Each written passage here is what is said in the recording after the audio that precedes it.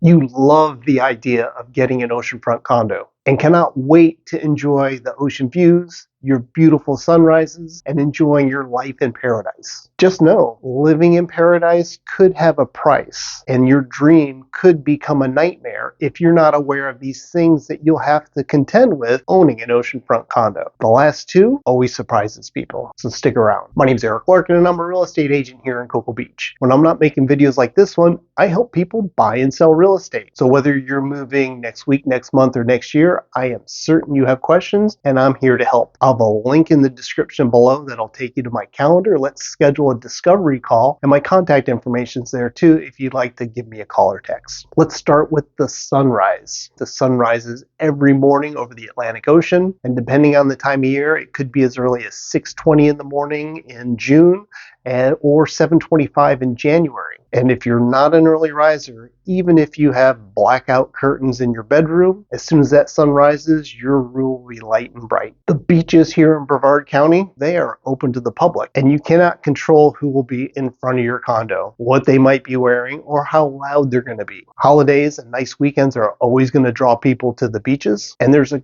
good chance your quiet ocean view will be disrupted from time to time. The best way to hedge against this from happening is to find a condominium that's not near a public beach access point, near a park or a hotel. Know that in Cocoa Beach and Cape Canaveral, there are some condos that are set up that'll be blocks away from either of those. And if this is a concern, then we could talk about looking at those condos in particular. The salt air will wreak havoc on everything. Your east-facing sliders and windows will have a constant salt spray coating on them. Anything metal will rust, corrode, and not last very long. This could be electronics, light fixtures, wiring, railings, hurricane shutters, furniture, your car. Everything is affected by the salt air. Here in Florida, especially our beach communities, we love our sea turtles. And during sea turtle nesting season, you're going to have to be aware of the light pollution that's coming from your condominium. You'll need blackout curtains on your east-facing windows and sliders. If you happen to be a corner unit, you'll also have to deal with your north or south-facing windows too to make sure the light is not getting out. There are also tints that you can put on your windows that'll help minimize some of the light that's coming from your condominium. And your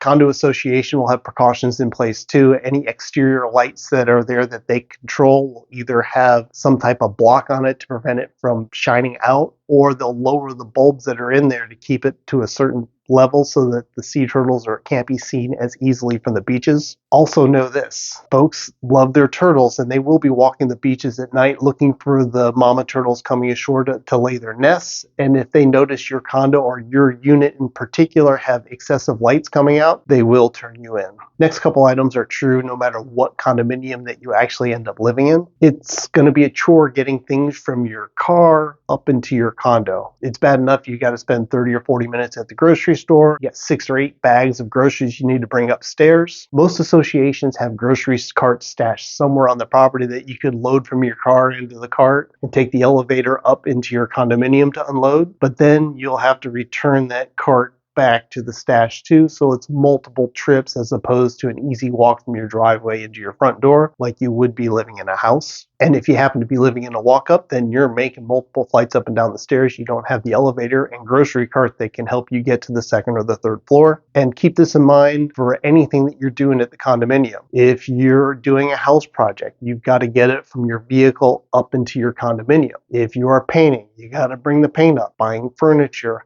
holiday shopping, it's just more of a chore getting things from your vehicle up into your unit living in a condo. Some condo associations have some amazing amenities. You could have a swimming pool, tennis courts, pickleball courts, racquetball courts, maybe basketball court, a clubhouse, a gym with some workout facility. The catch is whether you use the amenities that are there or not, you still have to pay for them with your monthly association dues. Same thing goes if there's multiple buildings in your property. If you live in building 1 and building 2's elevator goes out, everybody pays for it. Building 2 needs a new roof, everybody pays for it. That's the caveat of living in a condominium. The dues that are there helps pay for the community as a whole, and we're all responsible for paying these bills. Speaking of the condominium fees or dues that you have to pay. Living in an oceanfront community, your dues are typically higher than the same type of building that's not directly on the ocean. The salt air that's beating against the building does have its toll. You're going to have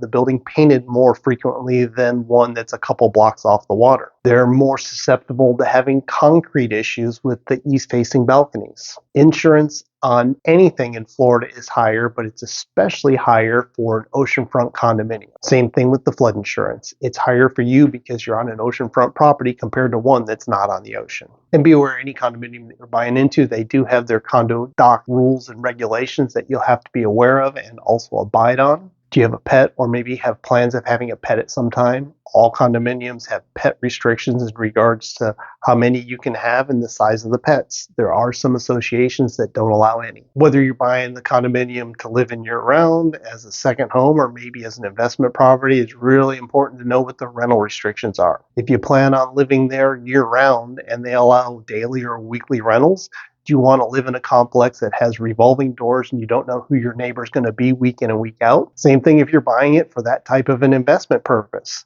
Know that some condominiums have rental restrictions where you can't rent for 6 months, 12 months, or they won't allow rentals at all. And this is important for you to know before you make the purchase. Read your condominium docs. Florida allows you 3 days to review condominium docs, and it's important that you take them and read through them to make sure your lifestyle meets with the particular property that you're interested in. Let's talk hurricanes. At some point in time, if you're living in Florida, you're going to have to contend with hurricanes. If you're living in an oceanfront condo, those threats are coming right to your backyard. Your condo complex is the front line of an approaching storm. They could call for mandatory evacuation for the barrier islands. Now, this mandatory evacuation is not going to force you from your property, but it's highly recommended that if they call for this with the approaching storm, that you evacuate, and you need to make certain that your condominium is secure and as ready for the storm as you can with your unit. All right, here are the last 2 items that tend to surprise a lot of folks when they end up owning in an oceanfront condo. The view. So the view during the day is amazing. You can catch the sunrise. You have the ocean always out there that you check out. You can people watch. You can see rockets launch. You can see the cruise ships coming and going. What you might not realize is the lack of view that you have come nighttime. It's like a black void looking out over the ocean when you're in an oceanfront condo. There's no skyline. There are no lights. Sure, you'll see some stars. There'll be some air traffic or boat traffic coming to and from the port, but not much more than that. I've had some folks mention after they've been living in an oceanfront condo how bland and boring their nighttime views are from the balcony of their oceanfront complex. Biggest surprise that people have about living in an oceanfront condo is how loud the ocean actually is. It's always on. Summertimes, you will have the small glassy waves, but these smaller waves are much louder than you would expect. If there is a storm off on the ocean and the winds are kicking up and you've got the choppy waves coming in, those are exceptionally loud. Every day, the waves are always breaking. This goes on 24 hours a day, 7 days a week. It never ends. The ocean is a constant. It's always moving. It never stops. If loud and consistent noise bothers you, or you are a light sensitive sleeper, then living in an oceanfront condo might not be right for you. So are you still considering an oceanfront condo? Let me know what questions you might have. I'll have my contact information below. There's also a link to my calendar. If you want to schedule a discovery call, let me know when you're available. We can coordinate our schedules that way. My name's Eric Larkin with Real Brokers. I appreciate you stopping by, and I'll see ya on the next show.